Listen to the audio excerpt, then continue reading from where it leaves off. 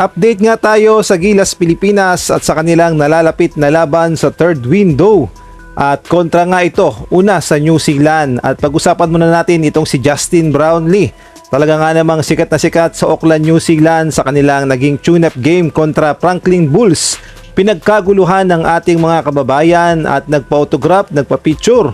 At ito pa nga, isang taga New Zealand ang humahanga kay Justin Brownlee at pumila pa talaga at humingi ng signature at picture dito kay Justin Brownlee at tuwang-tuwa nga siya nang napagbigyan ng ating kababayan. Talaga nga namang sikat si Justin Brownlee sa mga Pilipino at gayon na rin sa dayuhan.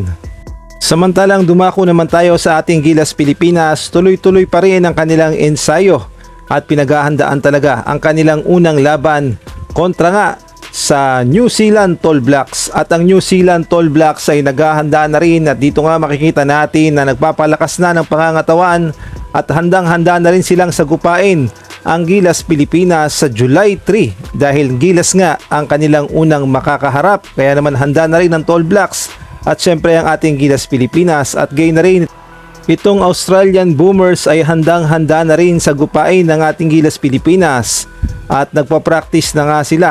At sa tingin ko dito talaga mahihirapan ang Gilas Pilipinas, ngunit kakayanin siguro naman natin dahil napakaganda ng ipinakitang performance ng Gilas sa dalawang tune-up game.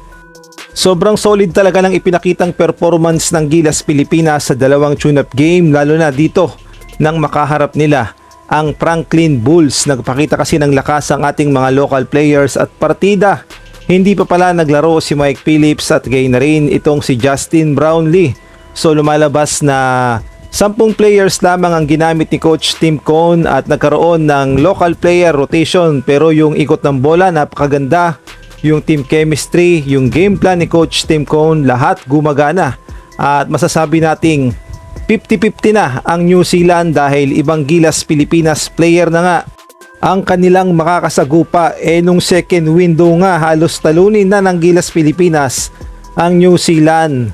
At ngayong third window, di hamak na mas malakas ngayon ng lineup ni Coach Tim Cone, kahit na sabihin na natin wala yung mga key players sa kagaya ni Kai Soto at Quintin Millora Brown, pero yung lineup na ito masasabi nating solid at malakas at sa tingin ko kakayanin talaga na pataubin ang New Zealand at pwede ring magkaroon ng tsansang manalo kontra naman sa Australia dahil napakaganda talaga ng ikot ng bola dito sa ating mga Gilas players na ito.